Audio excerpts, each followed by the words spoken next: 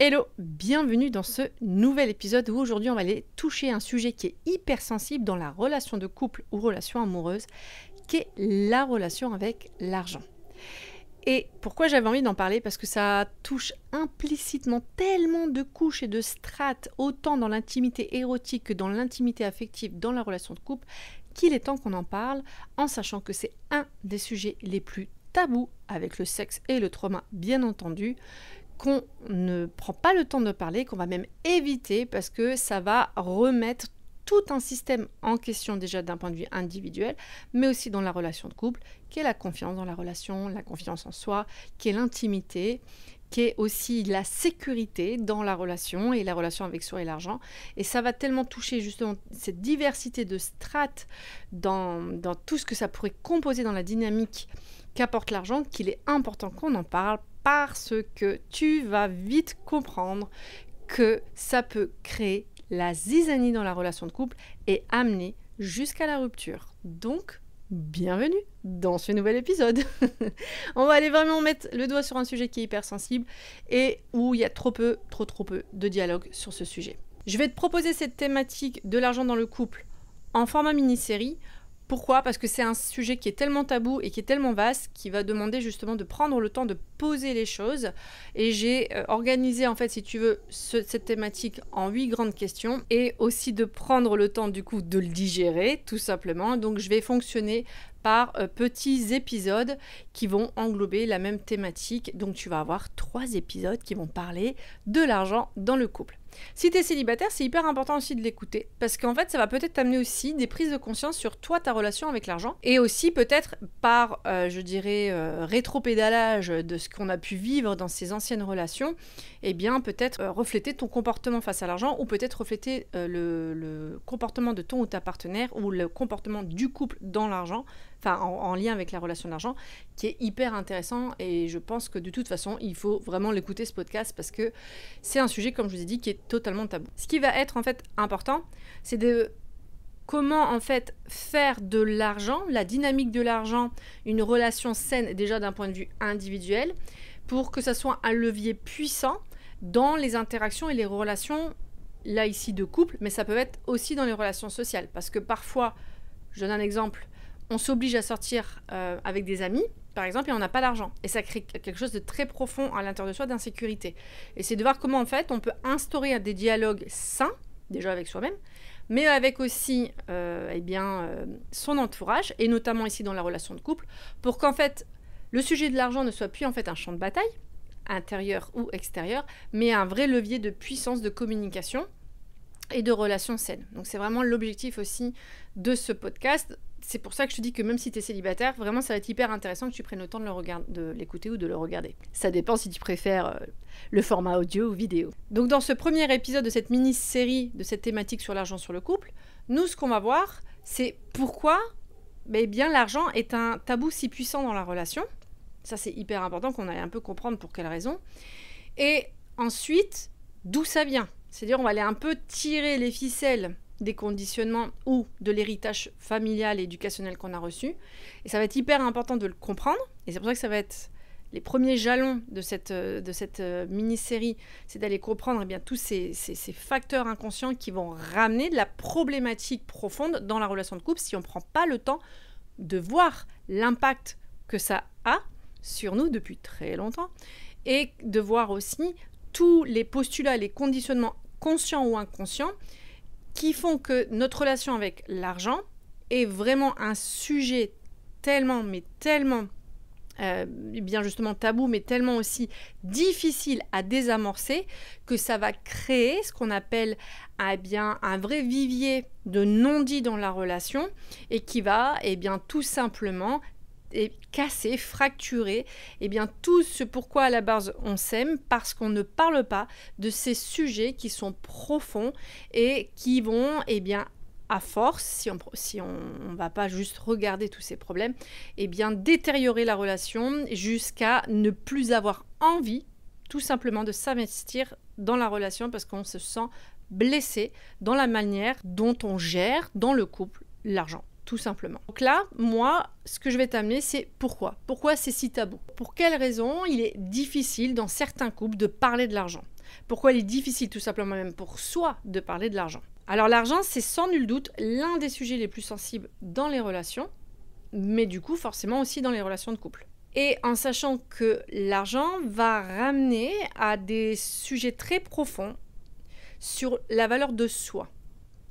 Et donc ça va toucher les strates de sa propre psychologie, sa propre psyché aussi. Donc c'est des fondations de son soi. Pourquoi ? Parce que l'argent, et en tout cas dans nos sociétés actuelles, est bien une preuve de sa valeur et de sa légitimité. Donc si moi j'ai déjà un problème de légitimité sur ma valeur en fonction de l'argent, c'est-à-dire de ce que je gagne, de ce que je perçois, de ce que je vaux à travers l'argent, et bien forcément cette légitimité ou cette crise de légitimité va avoir un impact dans la relation. Et au même titre que l'argent est aussi la fondation de sa sécurité intérieure, de par justement cette valeur qu'on se donne ou pas, et aussi la sécurité que l'autre amène dans la relation à travers justement l'argent, l'investissement qui va apporter d'un point de vue, je dirais, financier. Donc forcément, ça va créer des systèmes de rapport à l'argent qui sont complètement différents, puisque c'est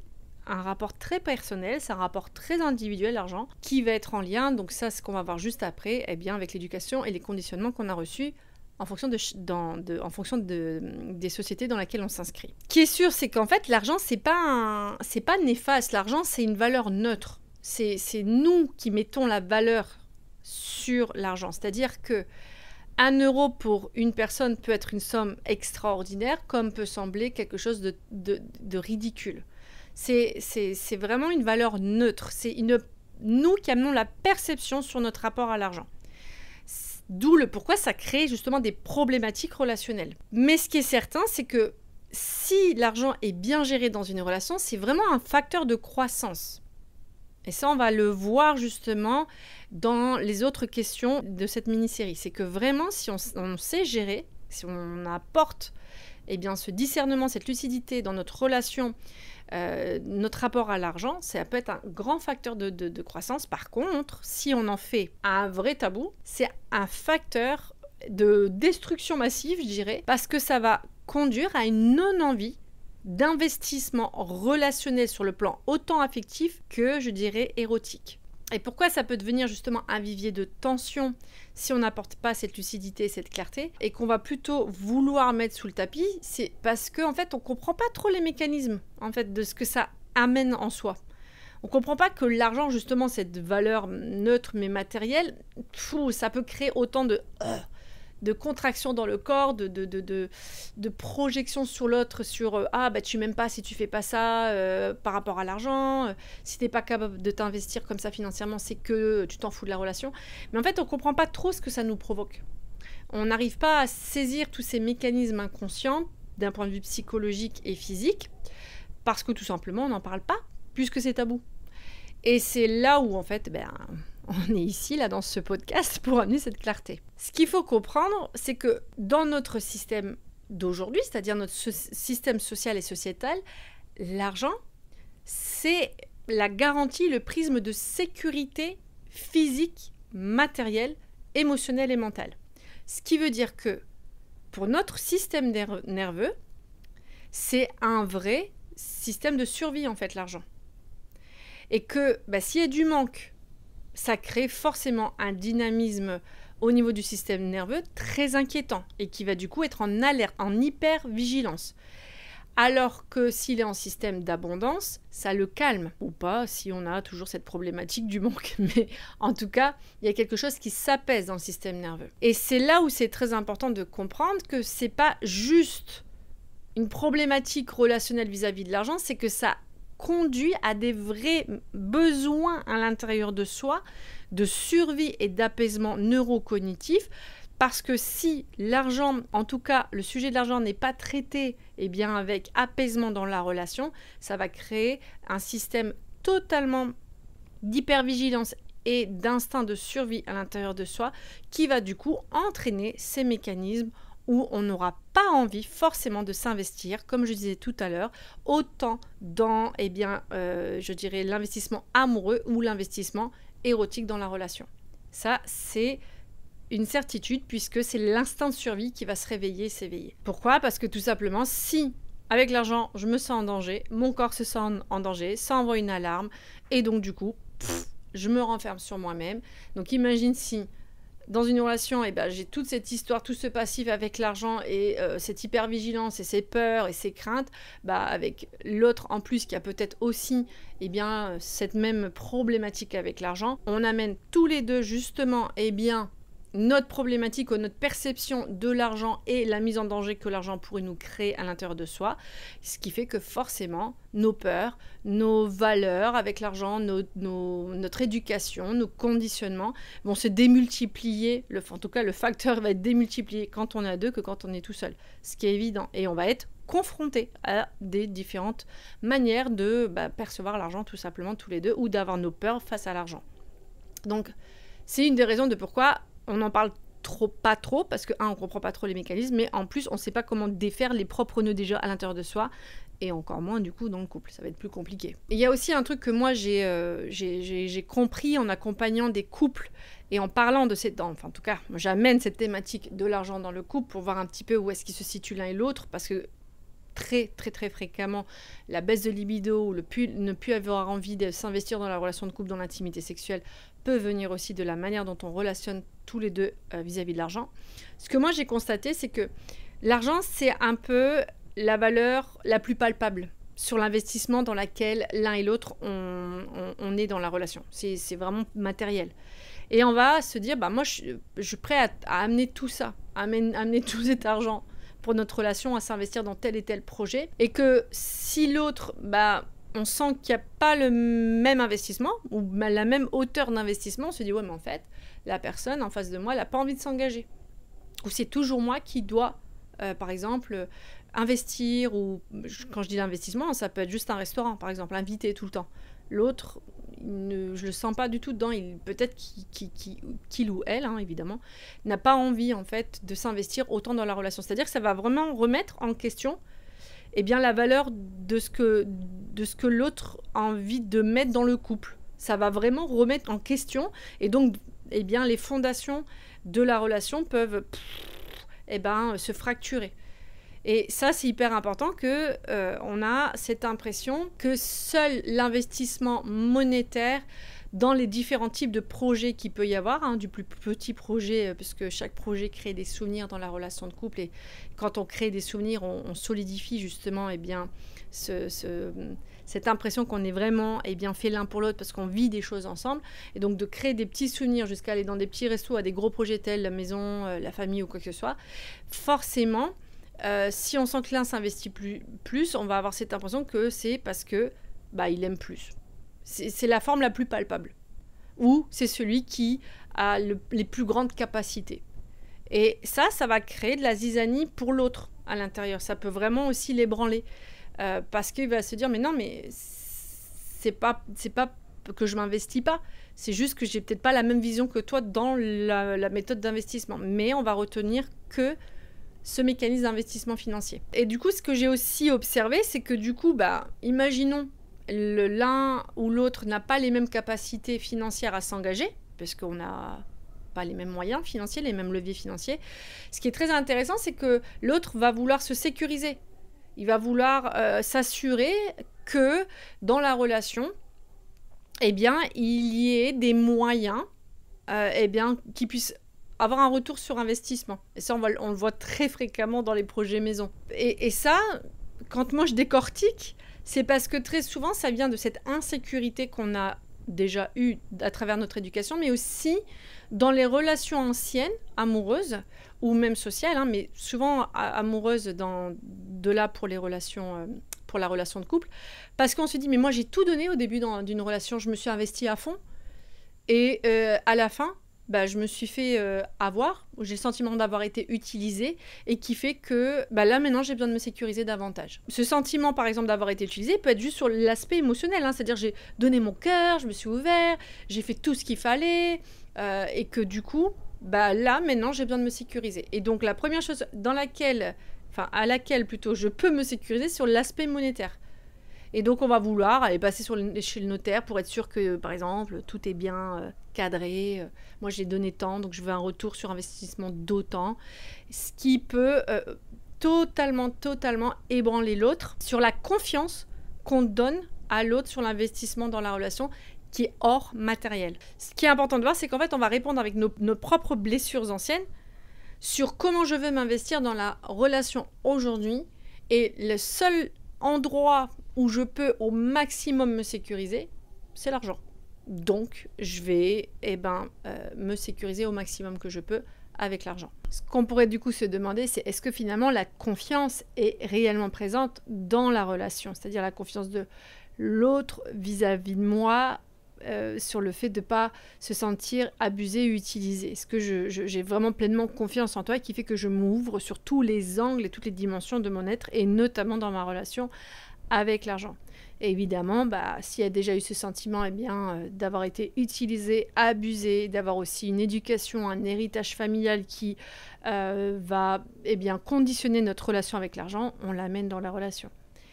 Et ça, c'est ce qu'on va voir justement et ce qu'on va développer là maintenant dans cette partie. Mais j'aimerais rajouter une petite dimension qui est quand même assez grande, qui est justement cette construction du conditionnement, ne serait-ce sur le fait qu'en fait, la réussite, je dirais en fait personnelle, elle est aujourd'hui valuée sur la quantité d'argent que je possède et sur la possession, du bien matériel, sur ce que je possède au niveau bien matériel.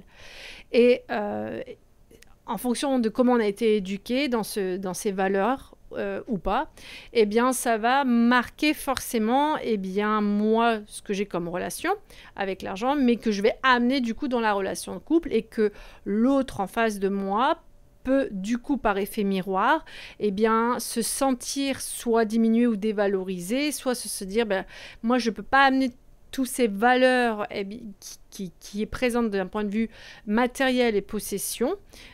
Donc du coup, peut-être que je vaux moins bien, parce que dans le collectif, la réussite du statut socio-professionnel se mesure par ce que je possède et combien j'ai sur mon compte en banque. Et donc ça peut jouer comme facteur inconscient dans la relation et entraîner une sorte de syndrome d'infériorité dans l'ordre psychologique, physique, et de mérite de pouvoir être totalement en possession, je dirais, de la relation. Quand je dis en possession, c'est d'avoir tous les tenants et aboutissants de l'épanouissement de la relation, parce que sur ce niveau, à cette échelle-là, j'ai pas les mêmes moyens, j'ai pas les mêmes leviers financiers. Ça va être hyper important, et ça, je vais le développer dans les autres épisodes de cette mini-série, parce que c'est des super facteurs inconscients, mais qui peuvent donner justement inconsciemment cet effet de dominant-dominé.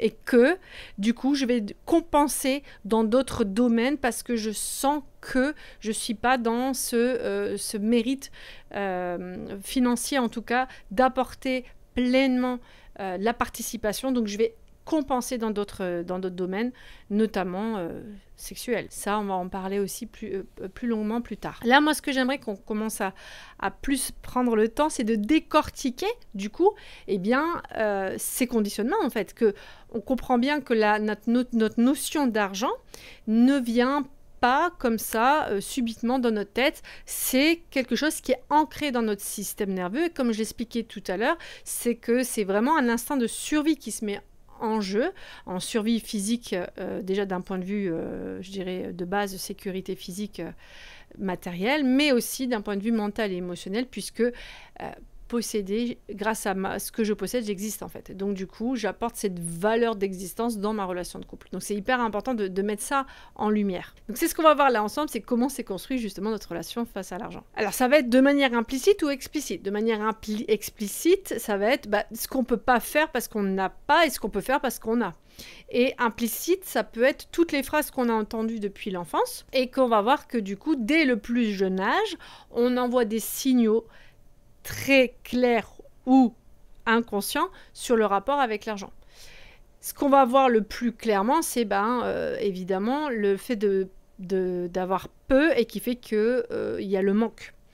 Et ça, si on a grandi dans une famille où il y avait très très peu d'argent et que c'était une famille très très très modeste et donc du coup ça sentait eh bien l'absence de déjà ne serait-ce que de nourriture physique sur le plan physique et aussi et bien sûr la possibilité de pouvoir nourrir d'autres plans culturels, donc du coup mental, émotionnel, forcément ça va marquer notre état d'esprit sur notre relation avec l'argent. Mais ce qui va être important, c'est ce côté aussi implicite, mais qui va bien marquer eh bien justement ton système nerveux, donc ton esprit. Ça va être ces petites phrases que tu as dû sûrement plein de fois entendre dans ta vie. C'est « Ah, c'est trop cher. Non, on peut pas, on n'a pas assez d'argent. Oh là là, t'exagères, t'aimes que les choses qui valent cher. » Ça peut être aussi « Ça, c'est complètement inutile, là, ce que tu veux, il y a beaucoup plus d'argent à acheter. » Et bien, toutes ces phrases, tu vois, si tu les mets bout à bout, en sachant que là, je te donne juste des petites brides de phrases, bah, on va emmagasiner ou enregistrer de la part de nos référents, c'est-à-dire nos parents ou nos figures d'attachement qui étaient là pour nous donner l'éducation, que l'argent, c'est du manque, que l'argent, c'est pas facile à avoir et que l'argent, c'est juste pour des choses nécessaires et que ça peut surtout eh bien, être axé sur « il n'y en a pas assez ». Il n'y a pas assez d'argent pour. Du coup, une fois adulte, ça va forcément nous conditionner dans la relation qu'on a face à l'argent. Soit on va devenir hyper économe, à compter le sou parce qu'on a imbriqué dans notre système nerveux. Attention, l'argent, ça peut manquer. Il faut vraiment qu'on fasse attention tout le temps. Et donc être hyper économe du coup aussi dans sa notion de plaisir. Ou au contraire, on peut vraiment être une vraie passoire là au niveau de sa bourse, dépenser excessivement ou dépenser sans compter et à la fin du mois se dire punaise j'ai plus d'argent. Pourquoi ? Parce qu'on a tellement vécu dans l'énergie du manque qu'on va vouloir combler ce vide que ça a mis à l'intérieur de soi et s'offrir tout ce qu'on n'a pas eu en fait, enfin, ou de se dire juste eh ben je me fais plaisir et on verra. En fait, on va recréer une autre forme d'insécurité, mais parce que la priorité de la sécurisation, c'est de pouvoir se dire là aujourd'hui j'ai, parce que j'ai pas eu enfant. Mais on peut aussi avoir grandi dans un environnement totalement abondant ou modeste et où en fait la valeur justement familiale et l'héritage familial va être très important. C'est-à-dire que l'argent, il faut l'investir. Il y a un héritage qu'il faut conserver, un patrimoine qu'il faut conserver. Ce qui va donner aussi notre notion face à la relation avec l'argent et où aussi du coup l'argent montre et démontre le statut social et qu'il faut s'assurer de garder. Donc il y a toujours ce côté d'instinct survie parce qu'auquel cas on est dans l'énergie du manque et qu'on ne veut pas être dans cette échelle-là. On veut garder son propre statut là où on en est actuellement dans son levier financier. Ça va aussi du coup forcément entraîner en tant qu'adulte une notion avec l'argent où l'argent en fait il faut pérenniser, il faut s'assurer toujours qu'il y en ait plus ou du moins juste en tout cas pour conserver, je dirais, son statut social et qu'il y a l'héritage et le patrimoine à conserver parce que dans l'éducation, on a reçu tous ces codes. Et ce qui va donner forcément toujours cette notion d'aller, je dirais, toujours dans cette performance et cette réussite face à l'argent parce qu'il faut conserver ce qu'on a, enfin ce que nos parents plutôt, ou nos arrières, ou les ancêtres ont mis en place en termes d'héritage. Patrimoine et financier. Et donc, il y a vraiment une conservation du statut qui doit être pérennisée. Donc, c'est quand même toujours un instinct de survie, peu importe. Donc, en tant qu'adulte, comme je disais, ça a fait un fonctionnement où quand on va venir dans une relation, imagine, tu viens d'un milieu aisé et tu es avec un ou une partenaire qui vient d'un milieu social beaucoup moins aisé, ça va forcément créer des clashs puisqu'on n'a pas les mêmes codes. Et ce qu'il va falloir vraiment comprendre, c'est que du coup, c'est pas juste un système de pensée, en fait, de conditionnement, c'est aussi vraiment imprégné dans les corps parce que dès qu'on va sentir, par exemple, qu'il y a plus, ou il y a moins d'argent, ou qu'il y a des dépenses excessives qui se sont faites, ça peut créer vraiment dans le corps une insécurité où tu as les viscères qui se serrent, le cœur, tu es stressé, il y a de l'angoisse, comment on va faire le mois d'après. Il y a vraiment quelque chose, un pouvoir d'anticipation qui doit être hyper présent pour certaines personnes, là où pour d'autres, ça va être des babacools parce que l'argent, ça va, ça vient. Oui, mais de toute façon, tu sais, moi j'ai vécu dans un milieu où il y avait quasi rien. Demain, s'il n'y a pas, c'est pas grave, on aura après-demain. On peut vraiment avoir du coup des systèmes de réaction totalement différents en fonction qu'on a vécu, mais c'est vivant à l'intérieur de soi. Ça crée une anxiété. L'argent, c'est vraiment quelque chose d'anxiogène de toute façon. Donc c'est hyper important de voir que du coup, si on a deux systèmes de pensée et de réaction et d'action face à l'argent, forcément ça va créer des clivages et voire même des conflits parce qu'on n'est pas du tout dans la même manière de voir la gestion financière, déjà individuellement, mais du coup dans le couple. Donc ça c'est hyper important de le voir et de le comprendre. Ce que j'aimerais aussi t'amener comme autre dimension par rapport en lien avec l'argent, c'est la dimension affective. C'est-à-dire que si enfant, tu as souvent entendu que tu étais un poids face à l'argent, c'est-à-dire oh là là, tes études nous ont coûté cher, oh là là, un enfant ça coûte cher, punaise, encore t'acheter des fringues, punaise, tu nous coûtes cher. Il va vraiment valider ça comme s'il était un fardeau pour ses parents ou pour les figures d'attachement et où son existence a un poids en fait, un poids matériel et qui est lourd à porter pour ses parents. Donc il va vraiment sentir cette charge qu'il est pour ses parents. Ce que ça va amener du coup en tant qu'adulte, c'est ce sentiment que dans tous les cas, il ne peut pas être digne et mérité d'être aimé et soutenu. Et que ça peut se répercuter du coup aussi sur l'argent, d'être soutenu aussi sur son propre, je dirais, levier à lui de finances, si l'autre gagne plus et qu'il va faire plus attention à ses finances, dire « Oh là là, ça nous coûte cher la vie de couple », enfin vraiment rappeler un petit peu cette blessure qu'il est un fardeau. Parce que sa situation, sa condition est peut-être financièrement moindre que son ou sa partenaire. Et ça c'est hyper important parce que ça va vraiment toucher la dignité de la personne en face de soi, surtout si enfant il a toujours entendu qu'un enfant ça coûtait cher. Souvent on entend « Oh là là, si je vous avais pas eu, j'en serais pas là par certains parents, et donc forcément ça va marquer, et surtout sur l'aspect financier, parce que ça va toucher le mérite d'être aimé, vu, entendu, validé tel que je suis et comment et avec quel bagage je viens. Donc ce qui va être important là de saisir, c'est que dans le couple, quand on relationne, on ne vient pas juste avec un bon sentiment que c'est l'amour qui nous porte. On vient avec tous ces facteurs inconscients, notamment dans la relation avec l'argent, où on porte un héritage éducationnel, un héritage de statut social, mais aussi socio-professionnel de par la part des parents, et qui vont nous donner et nous marquer dans notre manière solo à interagir face à l'argent, donc c'est-à-dire notre propre relation face à l'argent, mais du coup, qu'on va emmener dans le couple, nos idées vont s'entrechoquer, notre éducation va s'entrechoquer, nos complexes vont s'entrechoquer, nos peurs vont s'entrechoquer et nos blessures vont s'entrechoquer, surtout quand on a eu des sentiments d'abus, que ce soit émotionnel, physique, mental ou financier, ou sexuel, ça va venir forcément amener tous ces fonds de scènes là qu'on ne voit pas, ces petits fantômes là qui ne voient pas mais qui vont bien, si on ne prend pas le temps de discerner toutes ces problématiques face à l'argent, qui vont bien venir pourrir la relation dans l'intimité affective comme dans l'intimité érotique.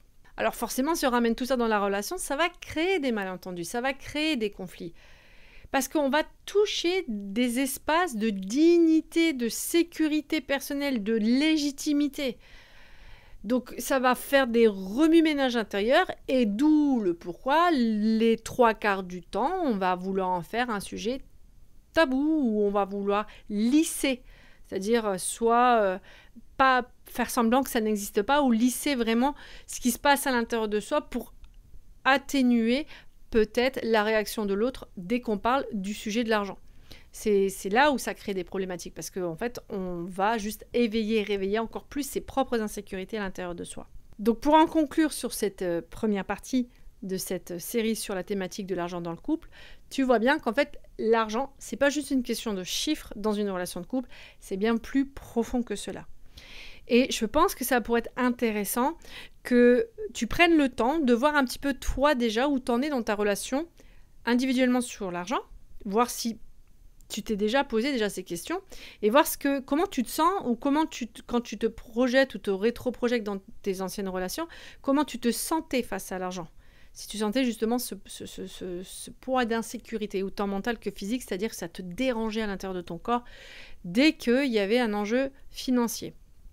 Ce qui peut être aussi intéressant, c'est de te poser du coup la question de ton héritage culturel, éducationnel, et aussi les blessures liées à l'argent que tu as pu entendre, tous ces conditionnements et toutes ces peurs aussi qui ont été posées depuis l'enfance sur l'argent.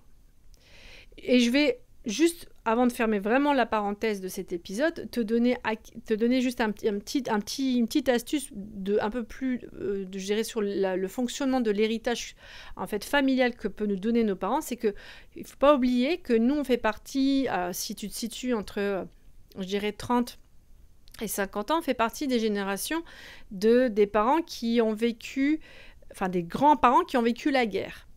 Donc l'énergie du manque, elle est fortement présente. Après, si tu es une personne qui a vécu dans un pays qui était en guerre, où tes aïeux ont vécu la guerre, forcément, tes parents ont ce manque à l'intérieur d'eux et donc t'ont conduit la peur. Ça peut être, tu vois, aussi un indice pour te dire à quel point ça peut être large. Donc c'est important de se questionner sur son héritage face à l'argent. Si tu as eu aussi des parents solo, c'est-à-dire une maman solo ou un papa solo qui a dû se débrouiller seul dans l'éducation des enfants, il peut y avoir aussi cette énergie du manque qui était là. Parce que c'est jamais facile. C'est plus facile d'élever des enfants économiquement à deux que solo. Par exemple, ça dépend pareil du statut socio-professionnel. Mais c'est vraiment pour te dire que vois large un peu sur comment, en fait, dans quelle je dirais, ambiance j'ai grandi en fait face à l'argent. Donc ça, c'est hyper important. Et pour le prochain épisode, nous, on va aller du coup plonger encore un peu plus sur comment l'argent reflète l'investissement dans la relation et quel est l'impact sur l'intimité du couple quand il y a des problématiques d'argent. Donc, reste bien à l'écoute. En tout cas, moi, j'étais ravie de te proposer ce premier épisode sur la thématique de l'argent. C'est hyper un enjeu inconscient, mais vraiment qui est important de prendre le temps de décortiquer, d'enlever les nœuds, ces pelotes de laine qu'il peut y avoir à ce sujet, parce que ça pourrait apporter tellement plus de lucidité, de clarté et d'harmonie, et surtout d'expansion dans la relation de couple, que d'évoquer ce sujet dans nos relations, et ça dès le départ, dès le début de la relation. Aussi, là, juste pour te dire que justement, je suis en train de préparer petit à petit des modules spécifiques pour le couple, pour aller plus loin justement en abordant tous les sujets qui fâchent, parce que c'est important d'évoquer les sujets qui fâchent, mais autant d'apporter tout plein de pratiques et d'outils tantrique taoïste de connexion dans l'intimité et dans la connexion amoureuse. Donc n'hésite pas, si tu as envie d'en savoir plus, t'inscrire à ma newsletter, parce que je vais peu à peu annoncer ce qui va se passer et je vais préparer des modules par module, parce que ça va être vraiment apporter de la profondeur, de la connexion dans ta relation. Et c'est aussi très bien de le faire en individuel pour certains modules, parce que ça va vraiment te permettre de comprendre un peu mieux, pour tes futures relations, d'apporter des fondements, des fondations beaucoup plus saines et beaucoup plus harmonieuses et beaucoup plus, je dirais tout simplement engageantes et responsabilisantes, que quand on sait qu'il existe tous ces facteurs inconscients dans nos relations. Donc n'hésite pas aussi à me dire, comme d'habitude, ce que tu en as pensé de cette première partie de cette série sur la thématique de l'argent dans le couple, et je serai ravie aussi de répondre à tes questions. Donc tu peux me joindre sur n'importe quelle plateforme, en tout cas, ou de podcast, ou bien sur Instagram, Facebook, ou par email. En tout cas, je serai ravie de te lire, et en attendant, je te dis à la semaine prochaine pour la suite de cette thématique.